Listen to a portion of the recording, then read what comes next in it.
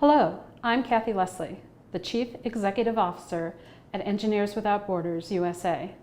I've been around the organization a long time, since 2003, so it's fun to be here to talk to you today. I'm Nicole Trenchard, and I'm the student representative on the EWB USA Board of Directors. I've been involved in the organization for about 4 years now, and I'm really excited to talk to Cathy about EWB 2.0. So, what's EWB 2.0, you might ask? Well, EWB 2.0 is exactly what it sounds like. It's the next iteration of Engineers Without Borders USA. We've learned a lot in the past, and we're going to put that into the practice moving forward.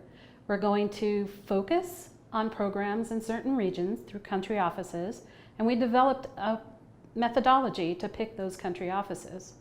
We're going to provide many more online resources and educational tools for our members to actually do the work of EWB, much more informed for a much better quality for our community. And we're going to look at our monitoring and evaluation system. We've tuned it up in accordance with the Sustainable Development Goals put out by the UN, and we're going to report our impact as an organization in accordance with the SDG formats. And I think for the chapters, maybe a little bit of excitement around organizational fundraising, where HQ is going to take the onus of the fundraising, with the chapters now being able to focus on what they're meant to focus on, the design and the impact in the community. So Nicole, as the student rep on the board, how do you feel about the direction that EWB 2.0 is taking us to? I am really enthusiastic about EWB 2.0. I see it as a very comprehensive plan to better support volunteers with educational support, with volunteer village resources, so that we can make sure that not only is each project effective, but across the board, Engineers Without Borders is more effective. So I'm really excited about broadening our impact and impacting more communities in a more meaningful way. I think EWB 2.0 is going to be great, both for chapters and for our partner communities. So Cathy, can you tell us a little bit more about EWB USA's cost-sharing fundraising plan? Sure. We took a few months with the reconvened Financial Sustainability Committee, FSC for short, to figure out the cost-sharing model. And although we don't have 100% of those details figured out, what we do know is that HQ will provide 40 to 60% of the costs for the projects once we amass $10 million in our bank to actually move to the new cost-sharing model. And over time, we hope that gets to 75%, but for now, we have to start at 40 to 60 since we're just at the start of the whole process. It's pretty exciting because a volunteer committee, as well as staff, and as well as some board members, came up with a new cost-sharing model that we felt was good for the organization and good for the individual parts of the organization. This is a great opportunity for student chapters and professional chapters to focus more on the design and implementation and be freed up a little bit from fundraising. I think this is great news. Absolutely, and that's what it was meant to do. It was meant to focus our volunteers on the things that they're good at, the design, the implementation. It was also meant to, quite frankly, speed up the projects because fundraising is hard. It's hard for professionals, and we were asking our chapters to take on that burden alone. So as an organization, it's another evolution in where we're going. Fantastic. So Nicole, what did you think about the process or the plan that we went through to come up with the recommendation of the cost-sharing model? I was really impressed by this process because it really did a good job of bringing in all of the stakeholders.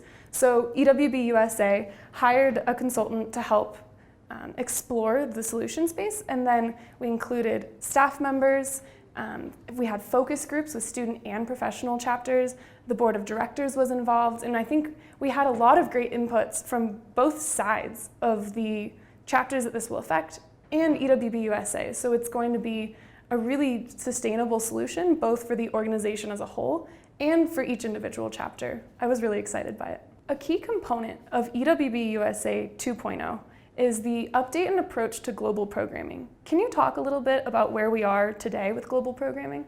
We are in the middle of our annual update. Actually, we've just finished it, of our global programming. And global programming looks at where EWB is going to work and why. And through a series of indexes put out by the United Nations, we look at if places are safe and secure to work. We look at their economy to see if it's gotten better or worse. We look if they've had a natural disaster and need assistance or not. So throughout that whole process, we look at each country and we score them, as you know, into 4 tiers. This year, Tier 4 stayed exactly the same as what we had it before. Tier 3 had a couple modifications, but in general, it stays Tier 3, where we're not closing out anything. We're just looking at our NGO partners a little bit better to make sure that they are good partners and they're not going to leave before we're ready to leave. Tier 1 is where we have country offices, so Nicaragua, Guatemala, and our latest Uganda. And then Tier 2 is where we may go, or those countries that really need additional assistance. So right now, as you know, Nicaragua just moved from a high-risk country down to a medium-risk country. So it's exciting to know that our chapters are going to get back to Nicaragua in the near future. That's great. So global programming is really helping chapters have the best and most effective impact in the communities that they can collaborate with most effectively. Absolutely. And it also puts the services where the services are needed in the world, in countries that have no other alternative other than aid agencies. So we're really making sure that where we're going is really what's needed in the world. In addition to that, specifically the Tier 1 and some of the Tier 2 countries, we're looking at putting staff in countries so we can focus deep and on a regional basis in those countries, so that our communities get better support, our volunteers actually have staff support as they move in and out of those countries. And that field-based approach is really going to help volunteers implement and assess and monitor really with a lot of helpful support. I think this will be a great resource for chapters.